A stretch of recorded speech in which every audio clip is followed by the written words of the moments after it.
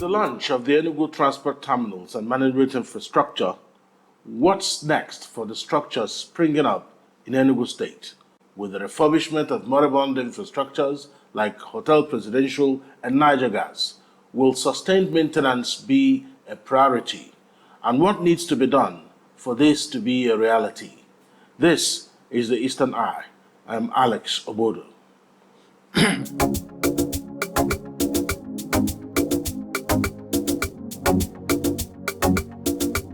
Welcome to the Eastern Eye, a program that X-rays the political, social, and economic developments around us. Joining me tonight is Dr. Nick Obi Ozonsi. He is a public affairs analyst and former local government chairman. He is also a highway expert. Thank you for joining us on the Eastern Eye. Thank you, Alex. Welcome, viewers. So, you are in the industry. When you see constructions going on here and there, people worry about sustainability. Structures are built, different things are laid out, but sustainability is a problem. But let's go to the issue of the quantum of structures that are springing up. Is it something that is expected? Well, the upspringing structures in Enugu State is a welcome development. And for the first time or the second time in the history of Enugu State, we're experiencing a quantum of infrastructural development. And the citizenry or the people of Enugu State are happy about it. But our fears is that at the end of this regime, with the upcoming regime, take off these structural maintenances and, of course, sustain these structures the way that is expected. Number two, based on the number of structures and then the number of remaining years, we are afraid that the realization of its completion is still, a thing of the mind, where everybody is looking forward to believe that these structures, by God's grace, could be, completed. My prayer too is that these structures, by God's grace also, could be completed. But looking at the size and the speed of its development, we are praying and we are hoping that the governor of Enugu State will accomplish what he has started before the end of his tenure. And not only that, there was a statement you made when we were starting. You said moribund infrastructures. We don't have moribund infrastructures in Enugu State. You could say either abandoned or dilapidated. That is a better language to use than saying that they are moribund. You see, come to Hotel Presidential. The dilapidation of that hotel was not as a result of administrative failure of Enugu State government.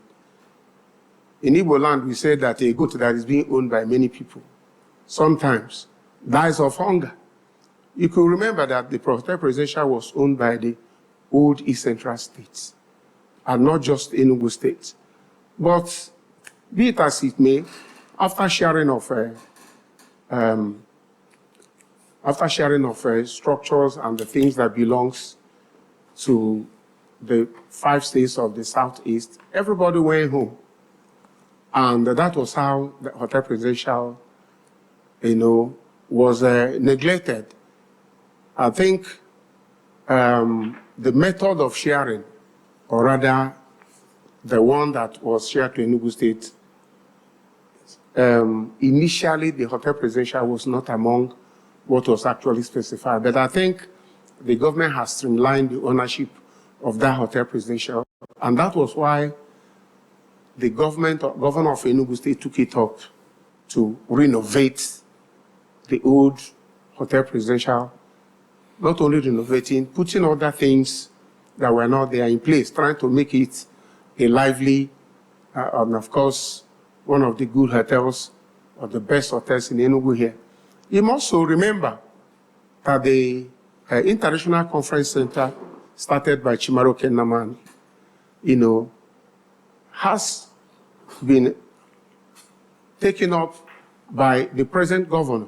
And I think 80 to 90% of that International Conference Center has been put in place. You go to the Nigergas and some other infrastructures we have in Enugu State. The governor is doing his best to ensure that these things are put in place. Because if he has abandoned it, it still belongs to Enugu State. And if he work on it, it belongs to Enugu State. And this will go a long way to, giving our people opportunity of securing employment. And of course also, bringing forward the aesthetic beauty of the state. Today, you see the bus terminals and the buses themselves, all over the place is being launched in Enugu State. And God's willing, the Enugu State will continue to enjoy it. But our fear remains. Another government that is coming forward in the subsequent regime sustain these infrastructures. So with that, I think the people of Enugu State, if these things are realized and sustained, is a credit to infrastructural development of Enugu State. Yeah, I mean, you have made that point. There's a concern out there that with everything being built, whoever is coming next, maybe in 4 years, maybe in 8 years, will the person sustain the tempo? Not only that, with everything in place, will they be maintained? You have smart schools that are springing up. You have type 2 health centers that are springing up. Who will continue to maintain this infrastructure when this regime moves on? Because that's the concern. Every administration will come out and say that they're doing this, that. In fact, every administration we've seen since 1999 embarked on one form of educational reforms or the other. Chimaroke Namani did his. Sullivan Chime did same. Before you go, he had his own program on educational reforms. But it's just what takes them apart is, the way they're implementing it. Everybody did something. But each time a new government comes, they say that what they met is moribund, that what they met does not meet the standard. Because they fear somebody will come and tell you that nothing is on ground in 2031, that they need to start doing AI schools, not smart schools now. So is there a fear that everyone that comes will want to have his own program and start building new structures for things that already have structures? You see, it is not uncommon that every government that comes in place will always like to institute a new program for itself. It is not also uncommon that most state governors, when they come on board, in order to create a name or trying to make a name for themselves, they abandoned the projects started by their predecessors and try to put their own in place. You see, this has been a problem in Nigeria. Forgetting that this project was started belongs to the state, whether completed or not. So it is left for whoever that is coming or whoever will come after the governor, not just in Enugu State, to look inward and see that these projects belong to their state. If you abandon it and start another one, you people are losing. But if the old one is completed, you can go into new ones. That doesn't mean that if there's any new thing that the governor has that is different from what his predecessors has achieved, there's nothing wrong in going into it. There are some governors that are even enjoying the infrastructural development of their predecessors. Go to Ebonyi State. Nwifuru is just relying on what the former governor Wednesday, Umahi, the Minister for Works, is enjoying what the minister has put in ground, then trying to make one or two other impacts. He can no longer to go and start building a similar thing which Dave Umahi has built in Ebonyi State. The same way in Enugu State, smart school that Peter Mba has put in place, it will be foolish of any other incoming governor to start talking about building artificial intelligence schools or whatever. But what one is expecting is that he will improve on the one the governor has done, trying to put in place trying to improve the infrastructures or the things already existing in those smart schools. And look at some other developments, like the hospitals, not just the smart schools, and even these bus terminals. No other governor will go back to start building bus terminals because this current government has done it. So it will be a wrong idea for another incoming governor to start looking for a different name of bus terminals or the type of bus that will bring into Enugu State, but to stand on the shoulder of the one done by the current governor to improve. So it will be a waste of fund, it will be a waste of economy for somebody to repeat what another person has done. If you have a new thing you want to put in place, first of all, try to improve the one already existing, then you can now improve and then get a new project, and then start working on it. But as far as I'm concerned, I think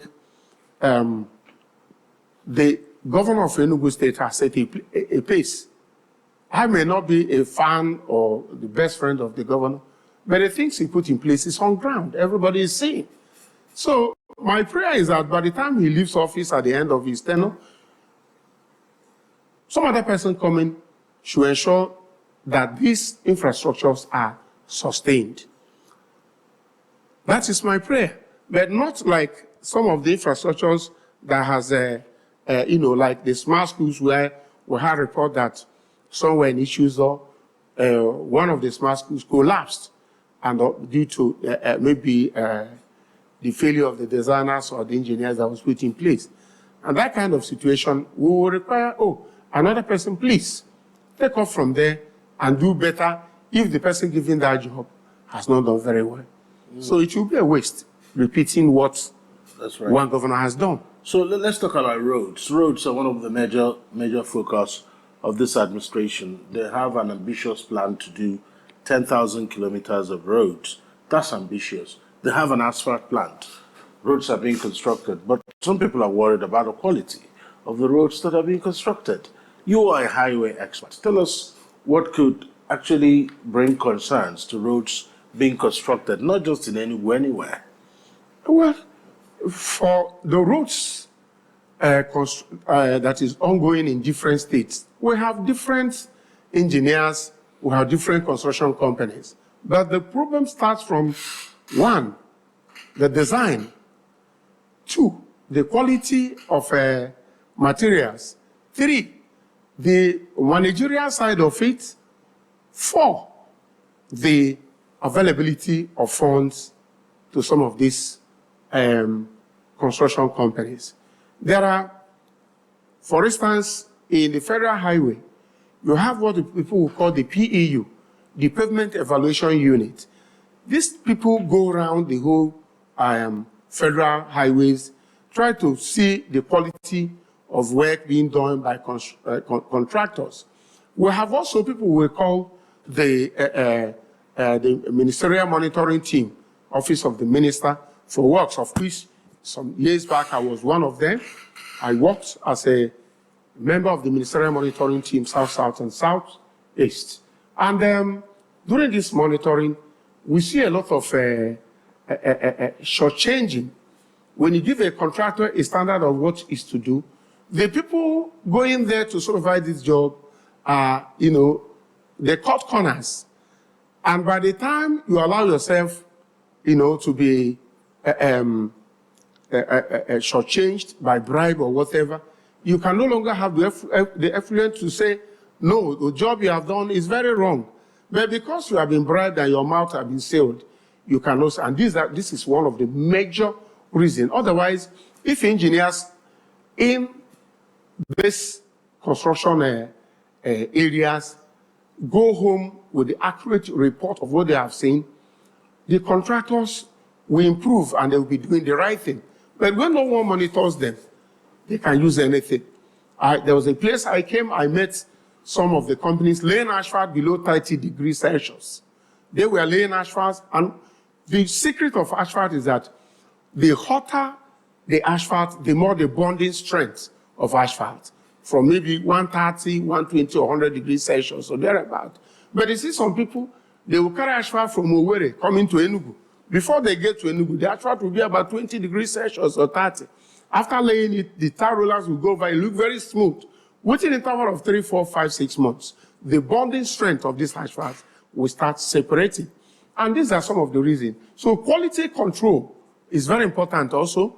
The mixtures at the asphalt plant, because you need to monitor them to know what they are putting in place, the ratio of the materials they use in preparing this asphalt. So it's very important. Thirdly, funding is very important.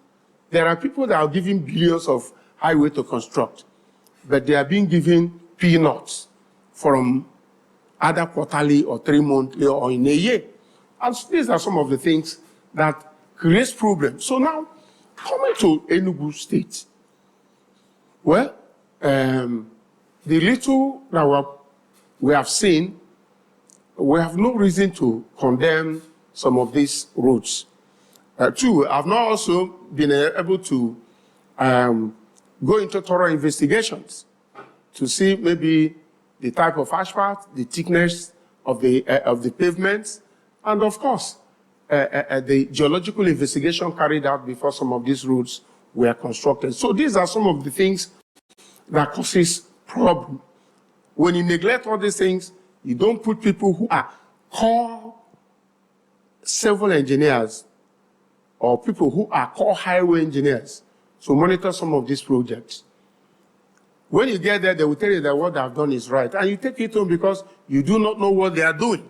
But if you know what they are doing, and of course, they have your equipment or the parameters which you use in testing the thickness of asphalt, the strength of asphalt, the thickness of the base, the soft base, the entire surfacing of the highway.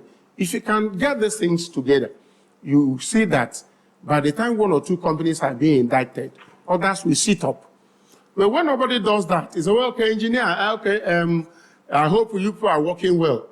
It will never be well. Yeah, there's been 1 or 2 instances, majorly now for local government roads. We've seen some people have been accused of laying asphalt without proper earthwork. I'm sure you will have seen those pictures.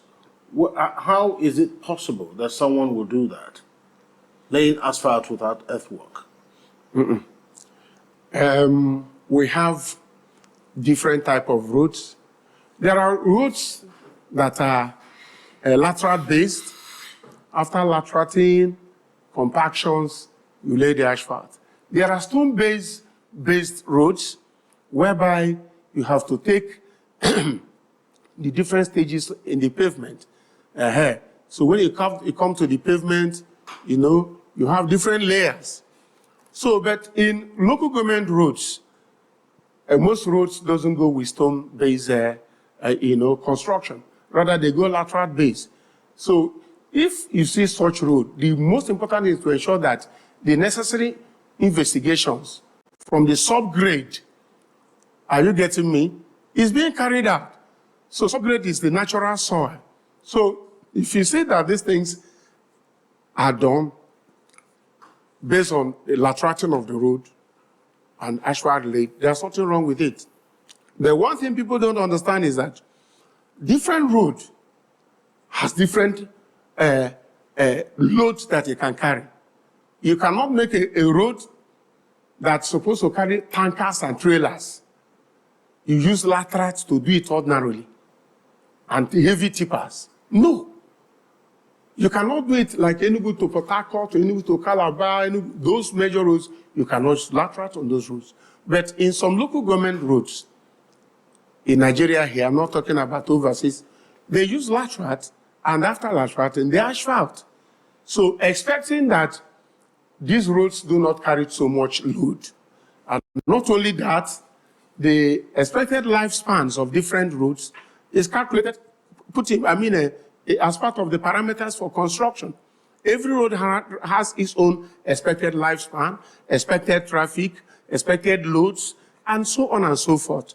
So I think if they do that in local government and the laterite is of a good quality and the soil is tested, they can lay the asphalt. So there's nothing wrong about it, provided it's a quality laterite. Right. Because there are some laterites that are clay-based, that contains clay. If you use that kind of asphalt under rainy season, a swelling will take place, and before the next rainy season, you notice that the road has collapsed. All right, let's go back to your analysis of asphalt and the conditions in which asphalts work better. Enugu now has an asphalt plant, and you painted a picture of how far one may move carrying the asphalt to the destination. How do you think this is affecting the quality of the roads? If somebody needs to lay asphalt, maybe in Abadi, and he takes the asphalt from the asphalt plant and he gets there, it will still be relatively hot, isn't it? Yes, it will be hot. So there isn't any mechanism to keep the asphalt hot? There are mechanisms. After loading an asphalt, no matter the distance you're going, it's covered with thick tarpaulin, covered to avoid evaporations. So when it's covered with thick tarpaulin, it cannot drop more than 5 or 10 degrees from where you carried it. But when you are traveling a far distance, you notice that there must be this, cooling effect through evaporations and what have you. So Enugu to Aban is a very short distance. Are you getting me? Enugu to Ogu is a very short distance. Once these asphalts are loaded at least a better temperature, let me know, say the highest temperature of, because most vehicles now don't even carry up to 150 degrees Celsius. They carry between 130, 100. But you notice some people will come and lay the one that is about 30. I met one in one of these universities, Enugu's IMT, where they are working. I got angry. I came down one day, took my asphalt blade from my car. I tested the asphalt. It was about 28 degrees Celsius. And, the paver is already laying the asphalt, and the rollers were already going on it. I called the engineer and said, this is wrong. If you finish this road after some years, it will not get to years. It will disintegrate. The components of the asphalt will start disintegrating. Because like I said earlier before now, the hotter the asphalt, the greater the bonding strength of asphalt. So they do this, but nobody worries them, nobody. I only took my photographs and maybe I think I sent to the then Commissioner for Works and say, look at what I met that is going on. But because I'm not directly involved, I cannot enforce any order on them. But I corrected them and even threatened them that I'll report to the state government that this is what I met on the highway. So, if you have asphalt in Enugu here, it can serve Nsukka, it can serve Ogu, it can serve all parts of the state, even outside the state, like Ebonyi, the closer states, if it is well protected and loaded under high temperature.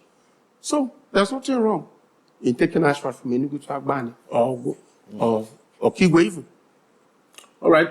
The Eastern Eye will return after this break. Don't go away.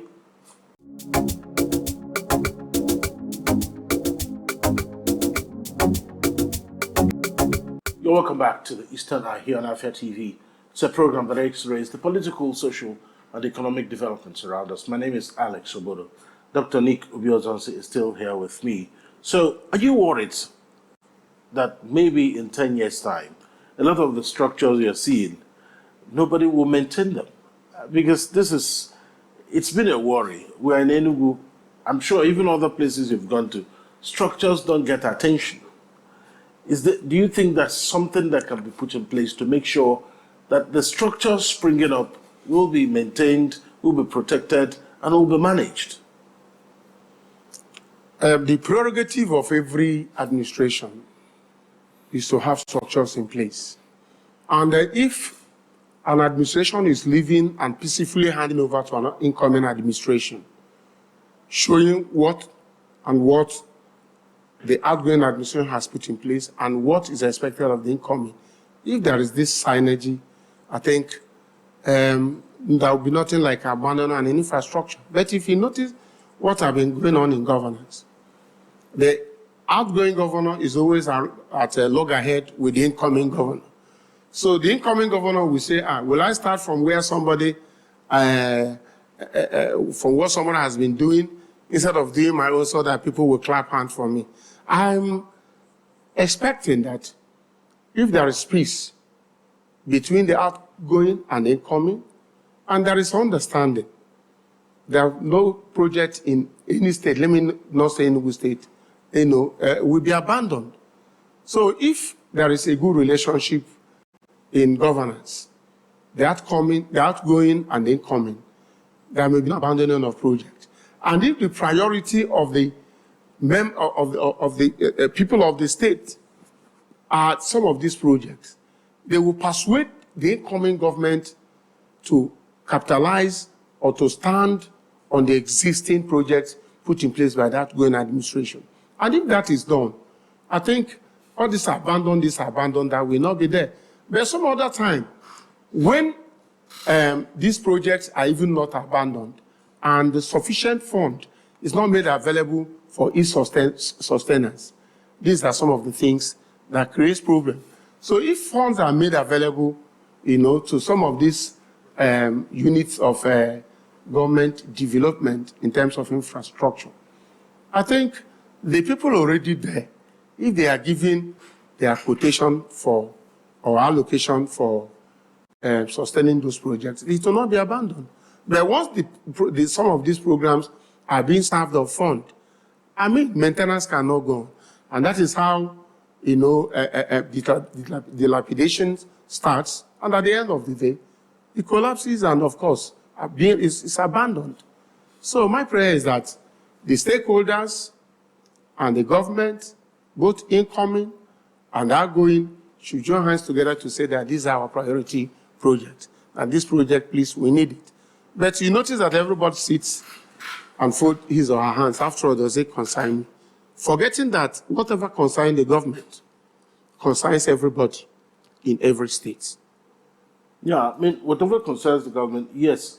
But is it possible that the government can have structures in place? Maybe have a commission or a group or an institute that their job will be just to make sure that the structures are monitored and maintained. We have an economic team, both at the federal and the state. So these economic teams, it is their duty, because they are playing advisory role. It is their duty to tell the governor, look at what we expect, that this is being done. Some of these projects will not lapse.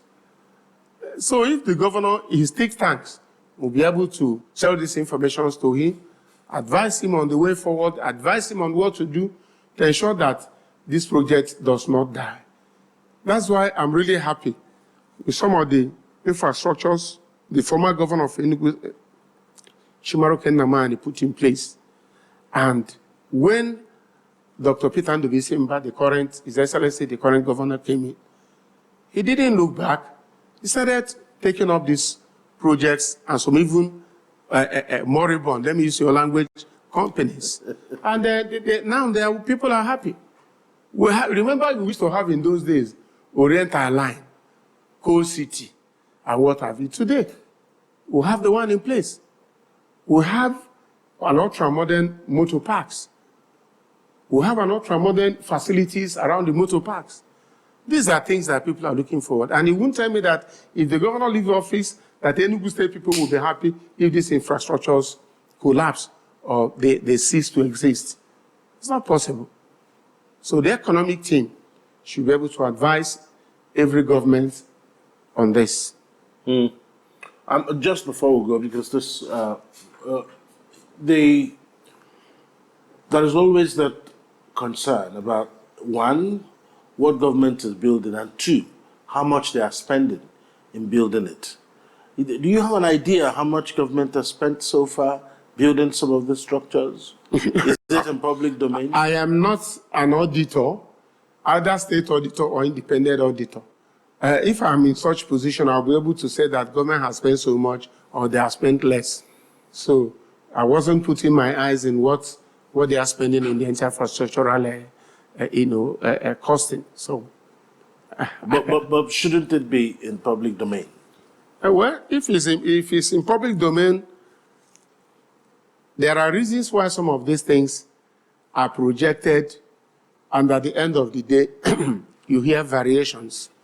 Variations means that either what they put in place or what they suggested that the project will cost due to, economic situation has changed. Are you getting me? So if you put these things on the public domain and there is an economic downturn, how do you go back to the public domain and say, that thing we said has increased? There could be the state budget within the state, but it's not meant for the whole state to start scrutinizing what the government is doing. It is left between the executive, the governor, and his commissioners or directors. And he has people that are monitoring some of these things who are giving reports to him. And before these projects are being passed, most of these things have been given out either to consultants through the commissioners or directly to consult. They brought it on the table. So the governor don't sit down to write smart school to cost 10 billion. This one will cost, no. They give it a due process. After that, tender will come and what have you. And yes, I think it is not in my hand and your hand to decide or to criticize how much they have been put in place. It is good to find out. And well, I leave that for you to find out. It is not out of place to As a media man, please find out and tell me. We will find out. Thank you. Believe me. And I have to thank you so much. Honorable Nick Obi Ozonsi, Honorable Dr. Nick Obi Ozonsi is a public affairs analyst and former local government chairman for UDI in Enugu State. He's also a highway expert. Thank you so much for coming to Eastern Eye tonight. And thank you. And that's the Eastern Eye tonight. At the top of the hour, 8 p.m., it will be time for Nka with Chinalo Romogu Eze. My name is Alex Obodo. Good night.